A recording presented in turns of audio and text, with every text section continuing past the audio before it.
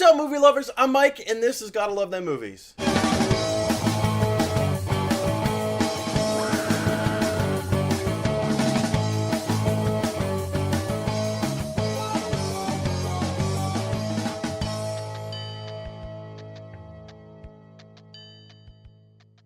Hey guys, welcome to Rogue One, Talkin Spoilers.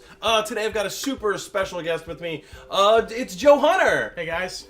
Joe Hunter is a member of the 501st Legion, aka Vader's Fist, aka Resident Costuming Club Expert. Yeah, I guess you could say that. We specialize in making screen-accurate replicas of the Star Wars bad guys, and we take these, we do children's charities with them. And that's a big part of the organization. That's the main part. Mainly, we get together and we put these costumes. That's the fun part. And then we go out and we use these costumes for the community. And there's a lot of good that comes out of the 501st. So if you want to learn more about the 501st, go to 501st.com. 501st.com. And so Joe and I just went to go see Rogue One. It was my second time. It was Joe's fourth time. Numero quattro. This is a spoiler review. If you haven't seen the film, turn the video off unless you just don't care about spoilers. Honestly, it's been 3 weeks. You guys have enough time. I mean, let's talk about this. So, first and foremost, I need to get some stuff off of my chest.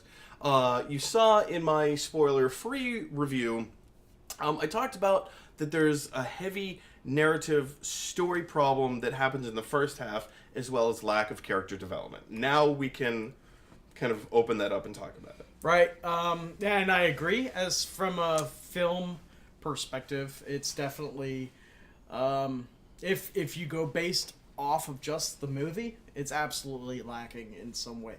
But when you're a super Star Wars nerd like me, or many other, even non-501st members that are like way into Star Wars, and you've read the Catalyst book that's come out. So look up the Catalyst. Catalyst. It came out just before Rogue One released, and it's basically the prequel to the prequel kind of thing.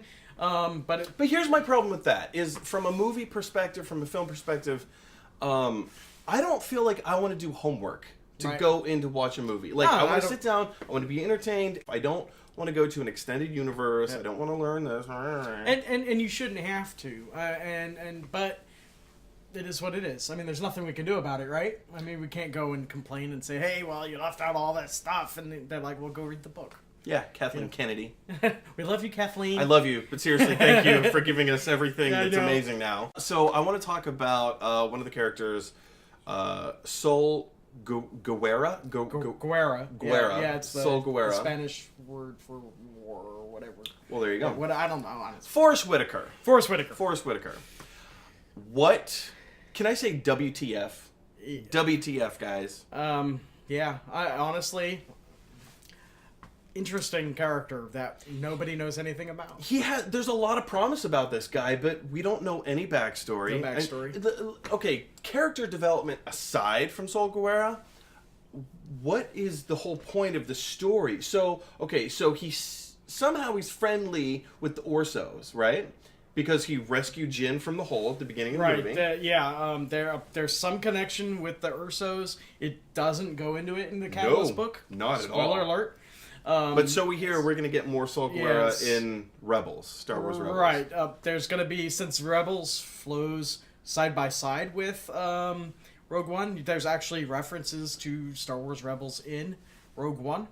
And you will, in the next season of Rogue One, they've already announced that he's going to be a character.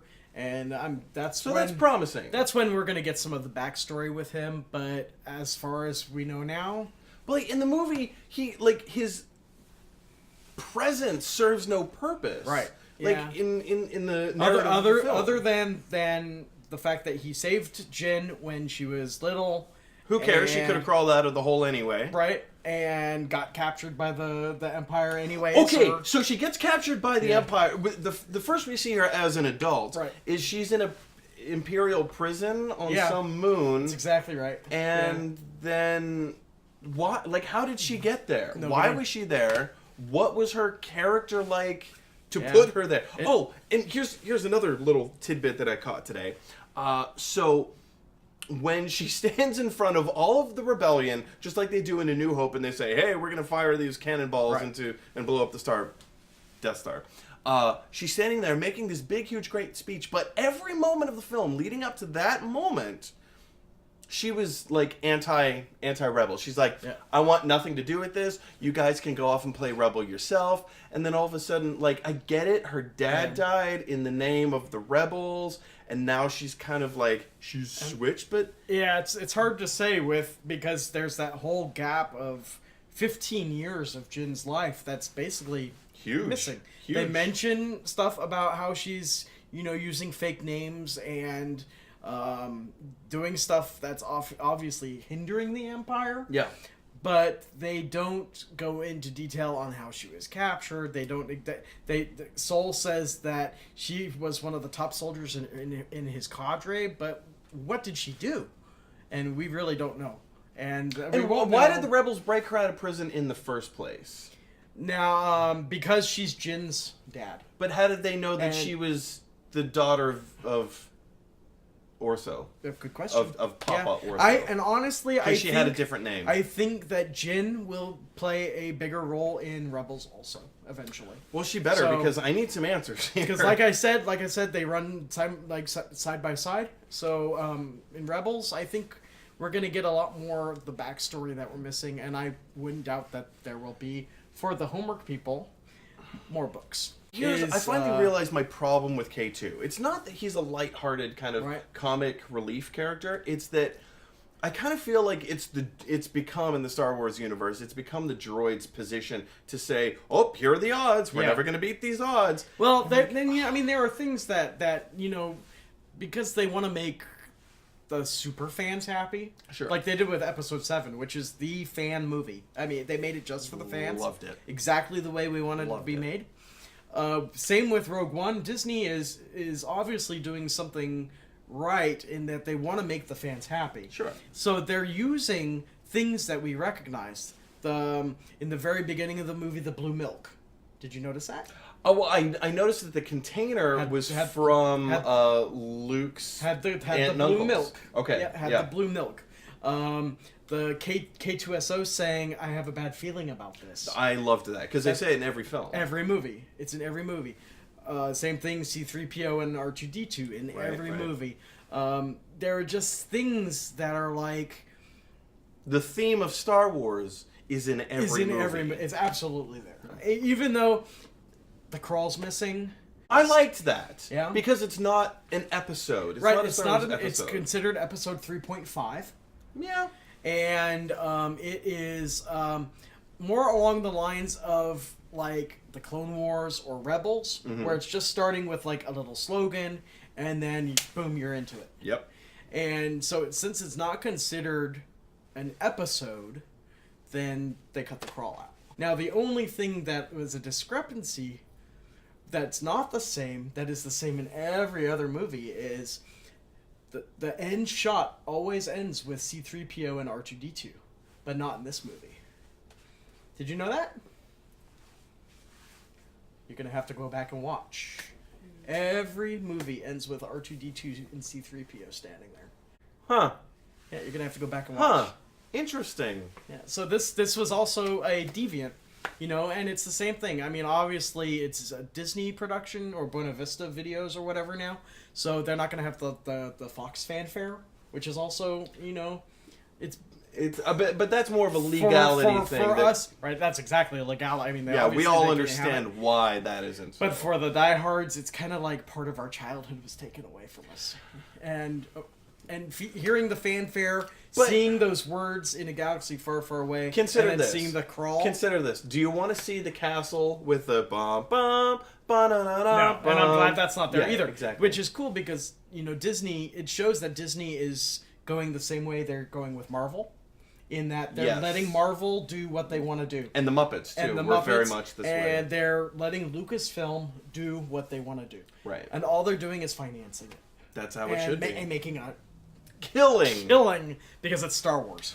Okay, can we talk? Let's talk about the Vader scene for a second. That is So good. Brutal. So good. And I stayed true to the opinion that it's like Empire Strikes Back times 50. The ending of Empire Strikes Back.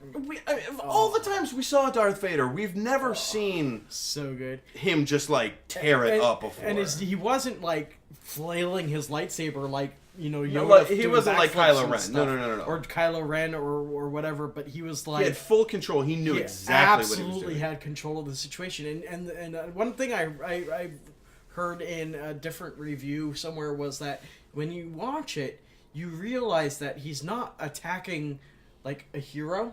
Yeah. He's just attacking normal soldiers. Yeah. So he has no regard. No regard whatsoever. And it's just like he's just swatting them away like flies. He views those rebel soldiers the same way that we view stormtroopers. It's just like it's like a faceless. Well, okay. It's this faceless enemy. Yep. That you don't have a personal emotional connection and to. He walks in there and he just dominates. And it stands on top. And there was, like I said, I mentioned to you that there was a video of the last 3 minutes of Rogue One and the first 3 minutes of New Hope put together, and how it runs fluidly. And then it makes you understand how you can see Vader walk in, have that rebel fleet trooper up by the neck, and then just crack his neck and throw him to the side. Because he was just so perfect. Rogue One added so much to A New Hope. So here's a question that I want to throw out as we wrap up. Rogue One. Yeah. There are 8 Star Wars movies, including Rogue One. There are. So starting top to bottom. Okay. Well, 8, really 5. There's 5 Star Wars movies. If you can rank. Well, Rogue okay, One, the prequels are my bottom 3. I think that goes without saying. Okay. So we'll just say those are my bottom. You want to know my top 5? Top 5. Okay, Empire. Starting at the top. Empire Strikes Back. Empire. Honestly, now, Rogue One is Rogue One. There it is. He said it. Our resident Rogue Star Wars One. expert on Gotta Love Them movies. Let's see. After that, we're gonna do A New Hope. A New Hope. Classic. Force Awakens. Ooh. Return of the Jedi. Return of the Jedi. So you guys heard it here on Gotta Love Them movies. Rogue One is ranked in the number 2 spot of best. That's just my opinion. I mean, everyone. I got friends that say it's in my top 4. It's ranked number 2 according to our resident Star Wars expert. So guys, where did you rank Rogue One in your top 5 favorite Star Wars films of all time? Let me know. I want to know in the comment section below. Guys, definitely check out the 501st Legion. Yep. Go to www. Do you have to say www? Nah, it's just like everybody knows. No, everyone knows it's go to 501st.com. If you're in New York, go to 501stecg.com. And if you're in New Jersey, it's 501stner.com. There's garrisons all over the world. We have over 10,000 members. Local chapters wherever you are. Over 10,000 active members in 56 countries. So check us out. We're at events all the time. Bring the kids. And that's... It's pretty awesome. It's pretty awesome. Joe, do you have a Twitter following? We have Twitter. Yeah. Now I'm based in New Jersey. So ours is 501st NER. So at 501st NER. The same goes with Instagram. And our Facebook is 501st_NER. It's all right here on the screen in front of you, and links are also in the description below. Guys, if you want to follow me on Twitter, you can follow me at GLT Movies. Guys, if you like this video, click like. If you really like this video, click, how about subscribe? If you really, really like this video, click share, because that's what Jin Orso would want you to do. Alright, movie lovers, we're out of here.